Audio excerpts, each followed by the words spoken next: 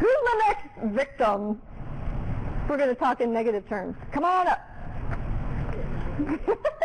We're going to get real with your bad self. All right. I'm going to take perspective. Okay. Is there a definition for you of taking perspective? What's that mean? Look at the picture and look at it all. Take a perspective. Don't just look at the forest. Look at the trees, because there's little things I can do rather than try to lose 5 pounds in a week. Nice. Very good. That's okay. what it is for me. Okay. Go ahead and read that. I should approach my experience with openness and invite in discomfort. It means that you're in a place of potentially learning. Challenge yourself to grow. Awesome. She just said it all. There's nothing for me to add. So taking perspective means you're able to look at the alternatives. All right? When I think of this, do you guys remember MacGyver? He could get out of anything. Any difficult situation he was able to take and look at creatively. Okay, well, if I try this, then that might happen, and if I go in this direction, then I might end up there. He was like the master of taking perspective. Did he make mistakes? Yeah, he did sometimes. He did. But he never gave up, because he was able to every time go back to, okay, but this part of it was really effective. So if I use this and hook it to that, then that might be the path that will really get me going in the right direction. So that's tool number 2, is take perspective. Volunteer, please. Come on up, Kathy. If any of you guys read our magazine, Alpha, this is Kathy Dunn, who was in our life transformation section. Okay, tool number 3. Learn when to focus on the process versus the outcome. Has there been a time or a situation or circumstance in your life when you have had to move from looking at that big goal way out there, 65 pounds, and gone back to, okay, just right now? Like, what do I need to focus on right now? This one step, and then once I've accomplished that, then I'll take the next step. Did you notice times during your journey where you were like, you had to take that perspective of my focus? I think I did that pretty much every day, just because I tried to just focus on what I needed to do today, what the steps we were going to do today, and that's just kind of the way so I guess that is, I think, what I would do is I was focusing on the day and get through the day, and just one day at a time, one day at a time. So in your day, what were you focusing on specifically? What were the small steps that for you led to the bigger accomplishment? The organization of it and the planning of, I really did plan out the whole day, and just knowing where the day was going. It's the best I could, because there are many days when you can be in control of what's going on, exactly what you're doing. So on those days that I could do that, I did that. I don't know if I answered the question. Oh, there's nothing on the back. You answered it. Okay. Awesome. Thank you, Kathy. So when we're looking at process versus outcome, there are times when it's appropriate to really be focused on the outcome itself. It's typically that outcome, that future goal, that gets you motivated to start your weight loss journey in the first place, right? There's something that says to you, I want to lose weight. And the next thing is usually a number that you guys have in mind of how much you'd like to lose. Or you have that picture of yourself in your mind, that image of what you'd like to look like, right? That's outcome. The process is just like Kathy described, where it's right here, it's right now, it's very present focused, and it allows you, when it's that looming goal out in the distance that seems so far away, to stay focused. Someone said focused when we started this talk. When you're focused on that one step right here, right now, this one meal, that allows you to move forward more progressively and get less frustrated with it. So that's tool number 3. Tool number 4, and if no one wants to do this, I can do it. All right, tool number 4. We've got watch your thoughts. So if you're taking notes, it's watch your thoughts. And I mean this very literally, guys. If you picture your mind like a movie marquee, there are always thoughts floating across. If you picture it like clouds in the sky, thoughts are the clouds just floating across the sky that is your mind all day long. All right? Now there are certain thoughts that you can get stuck on, or that you notice, or that you observe that you have. Many times it's the negative ones that we get stuck on. The I'm never going to be able to do this thought. Or how come I can't stop myself from eating so much thought. Or I know I really shouldn't be eating this, so why am I thought. Right? All of you are familiar with those. Except they don't have to lead us toward a certain action if we can just separate ourselves from them a bit and step back and just watch them. Because we all have them. But we don't have to have them lead us on a certain path. Okay? So, our thoughts can lie. They lie to us quite often. We don't have to believe them, though. We are not incapable. You guys have plenty of examples during your day where you have done something very capable, right? There are plenty of examples that counter a lot of the thoughts that you have. And that goes right back to generating the alternative, taking perspective, and being open enough to kind of assess your situation and the paths that you want to take in a different way. So our thoughts can be distorted. We might make a lot of assumptions, okay? We might think in a very black and white way, that all or nothing sort of thinking. And each one of you, if you take the time after this workshop and make it a practice to assess, how am I maybe making myself or creating barriers for myself on my own? Like, it's not someone else out there that's creating this for me. It's the way that I'm thinking that is impacting my actions. And if I can get more in touch with how those thoughts are affecting me, then I can be more effective. Tip number 5 is learn a new language. When you guys are going to go on a trip, you're going to go on vacation, what do? Plan it, research it. You do. You plan it. I hope. You plan it, you research it, you think about, what do I want to do while I'm there? How am I going to get there? Am I going to fly? Am I going to drive? What do I need to pack? Planning is key. Okay? You can't go into this blind, into any real goal that's really important to you, and not think about how you're going to get there, to that outcome, what the process is going to look like. At the same time, you can't really predict that it's going to go exactly the way that you plan it, right? You have to anticipate that there will be mistakes along the way, roadblocks and barriers. You know, the bathroom door falls off in the plane. I've been in that situation. And it's grounded for a few hours for them to fix it and you can't get off. It's things like that. If you think of things like that in terms of your weight loss journeys, it's not cause to throw in the towel. That's the black and white thinking.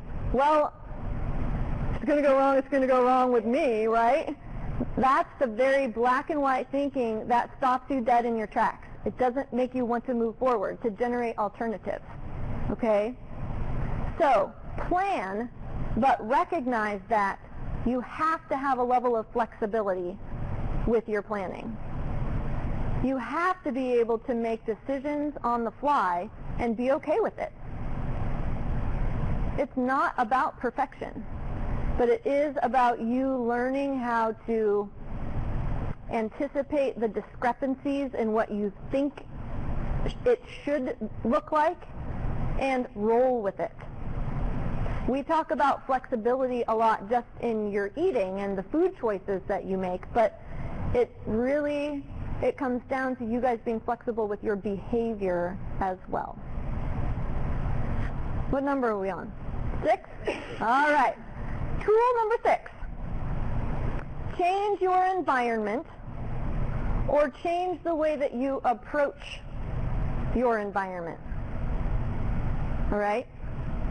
When we think in black and white terms, when we think it's got to go this way or it's not going to work, that's pretty rigid behavior, rigid thinking. And we have to get to a place where we can assess, okay, in the situation that I'm in right now, what can I control? What do I have some measure of change over in this situation? And what that brings us to is a place of choice. Think about the times where you feel like you're backed into a corner, okay, and there's only one way that you can do something, or there's only one food that you can eat, or you have to eat at this time or you'll fail. What do you want to do? You want to quit. You want to give up. When we don't feel like we have a choice, we want to run. Okay? So it's very, very important for you guys to learn to recognize what in this situation do I have some measure of control over. And we come back to, again, identifying what our alternatives are, okay? And sometimes our alternatives, we're not going to like any of them, but it doesn't mean we don't have a choice, right? Okay. Number 7, boycott the zombie apocalypse. Okay? We are not going to run around like zombies, unaware, not paying attention, being completely impulsive, not mindful, shoving food down our throats and not tasting it at all. Okay? No zombies allowed. When I I have this image in my head of a zombie just like, but I want to hit real quickly on this concept of mindful eating. And to me that means being able to savor and to pay attention to actually what's in front of me and to appreciate the textures and the tastes and the smells and how it's nourishing my body. So many of us, we go through drive-thrus, we just order, we're not even thinking about what's in the food, how it was made, who was involved, the animals, how they were treated, any of that stuff. And maybe some of those things aren't important to you, but I will tell you, when we're talking about weight loss, if you're not slowing down and paying attention to the meal when you're eating it, you'll get done, you'll look down, and you'll be like, what's next? Okay? Because you're not satisfied at all. So think about in your own lives, what am I doing while I'm eating? Am I watching TV? Am I talking on the phone? Am I driving? Am I surfing the internet? Checking out Facebook? Those of you who have phone sessions with me, don't be eating at the same time. I have someone here who I talk to. Okay, we're on what? 9? 8. Okay. Let's see here. Defuse. D, break it down for me. Break it down. Defuse. Repeat. Awesome. Okay, what does that mean to you guys when I say that? Defuse. Let things go. Relax. Relax. Yeah, don't be. Yes, that's a good image.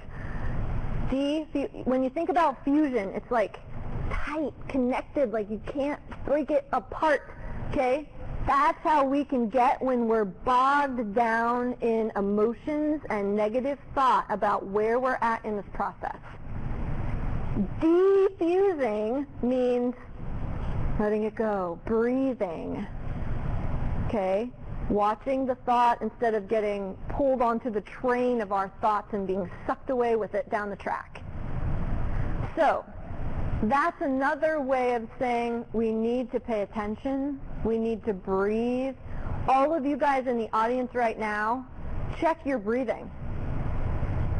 I'm checking mine, and I was kind of hyperventilating. You're probably breathing very shallowly when you checked. And if you take a big, deep, full diaphragmatic breath right now, you will automatically, immediately notice a sense of calm come over you.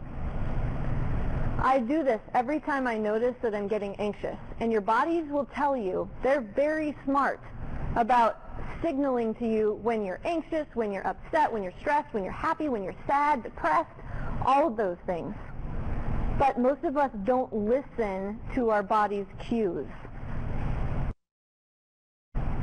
How many of you take the time to really listen to what your bodies are telling you? That's your homework this week. Okay, we're almost there. Number 9. Understand and build on your driving motivations.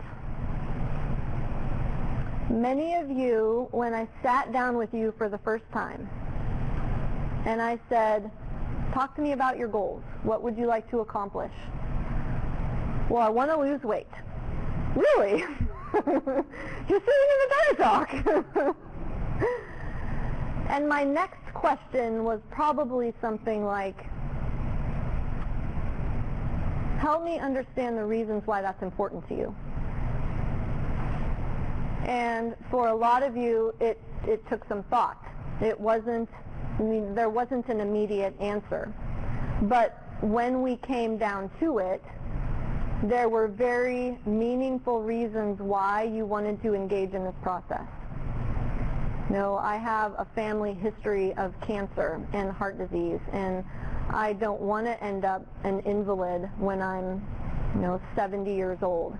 I have grandchildren that I want to be able to crawl around on the floor with, and I can't do that. I want to be able to travel when I retire, and I can't fit in an airline seat. So my point to that, guys, is you have to develop for yourself that very relevant, purposeful, value-driven meaning that is going to pick you up when you fall down. When you can say, wow, that was hard. I'm not real proud of my behavior right now, but there's more to this than me just losing 10, 15, 20 pounds. I'm not just doing it for myself. The other thing to think about too, guys, and you've heard the difference between extrinsic and intrinsic motivators. Intrinsic motivation says, I do this because I get so much enjoyment out of it. I see the real value in just the action itself. I actually love logging my food because it allows me to learn and grow, and I understand that I'm getting an education through doing this that I can use for the rest of my life. Versus extrinsically motivated behavior, which is, I'm doing this because my doctor told me to. Someone else outside of yourself has said, you should be doing this. Okay? And that may be your driving motivation when you start. But if you want to continue down this path and maintain what you lose, you have to find your intrinsic motivators. What is your purpose in this? And that brings me to number 10. And this is something that all of you, everyone watching tonight, and I want to give a special thank you to the individuals who are attending Jamie and Cheryl McDonald's workshop. Thank you for being there, and I want you to take the time after this workshop to really, really dig in with them. You have some very qualified experts there who can help you, and they can help you with this final one as well. Number 10 is develop your personal eating philosophy. We know now how important it is to find your personal value-driven meaning for doing this. That's what's going to keep you not just motivated, but committed. This is so important to me, I don't care what happens, I'm going to do it. Even if I don't want to sometimes, I'm going to do it because I know how I will feel if I don't. And there are more people impacted by this than just me. We know how important it is to be mindful, to slow down, to pay attention, to be aware, to be open, to consider the alternatives, right? The big final piece of this, and when I say final, I don't mean done, over, like this ends. I mean, this is the big picture thinking of not just your weight loss, but your health. What is my personal philosophy of eating means what is my purpose? Am I doing this to fuel my body? Am I doing it to change the way that I am perceived by others? I mean, there's so many different reasons why we eat. And you don't have to just pick one. It may be different with different people in your lives or in different situations. But for you guys to take the time to assess, how come I'm doing this? And why is this relevant in my life? It's so, so important. Two other questions you might ask yourself besides, what is my eating purpose? When do I start eating? That's a tough question, isn't it? Many of us start eating when we feel anxious. Many of us start eating because it's time to eat. A lot of us don't start eating because we're hungry. And we have to be able to listen, though, to find out if we really are. And then the third question is, when do I stop eating?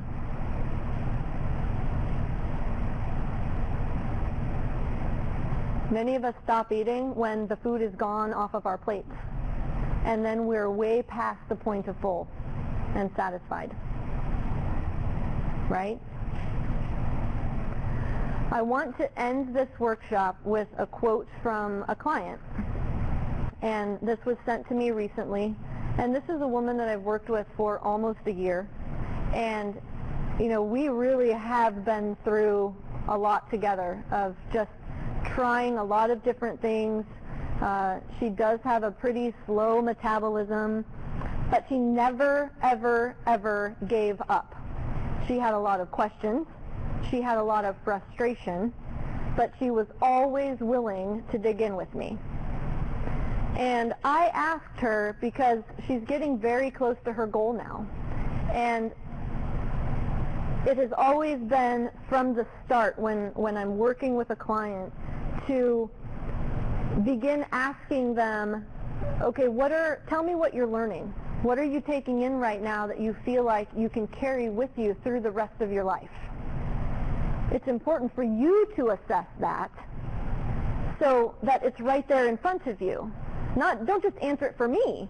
Answer it for yourself. What am I gaining through this? And what am I going to carry with me? And I asked her that. I said, you know, with everything that we've been through, your whole demeanor really has changed through this process. You let things roll off your back more easily. You seem more resilient. You're more open. You know, when you make a mistake, it's not the end of the world anymore. You admit your mistake. You take responsibility, and then we move forward together. How did you do that, and where does that come from? And this is what she said. I think I just stopped caring so much about what the scale said and started to think about my overall health and how I felt. I know that I don't like the way I feel when I don't train or exercise and when I don't eat clean, so it's not an option to eat another way. It's not that she set this rule that there was no way she was going to eat this or that food. It was much, much deeper than that. It came down to her actually recognizing, you know what? When I eat that food, I don't feel good. I don't. It's not worth it. And while I may be driven there impulsively, like, oh, I know how good that's going to taste, she recognizes that that's just short term. She gets a lot more pleasure and satisfaction and a feeling of success when she can say, yeah, it'll taste good right now, but it's going to leave a bad taste in my mouth afterwards. She said, I did start to believe I just can't be overweight forever and that eventually it will come off. So she's recognizing that she had those very black and white thoughts that it's never going to change. I'm never going to be able to make this happen. And she is. I still struggle at times when I try to overanalyze it because it still boggles me how clean and calculated I eat and how hard I train, and the weight has come off, but so slowly. And my body seems to be very picky on when and how it loses fat. Did you guys catch just how sort of neutral that statement was, though? It was like, this is the facts. It's not what's wrong with my body. How come it's deceiving me, and how come I can't be different? It was neutral. Like, I recognize this is my home, and I got to take care of it.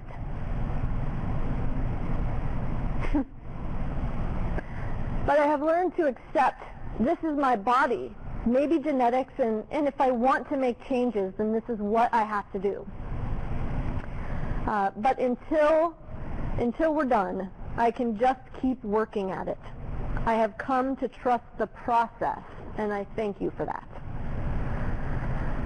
So if there's something that I want you guys to walk away from tonight, from what I've said, it's to trust the process.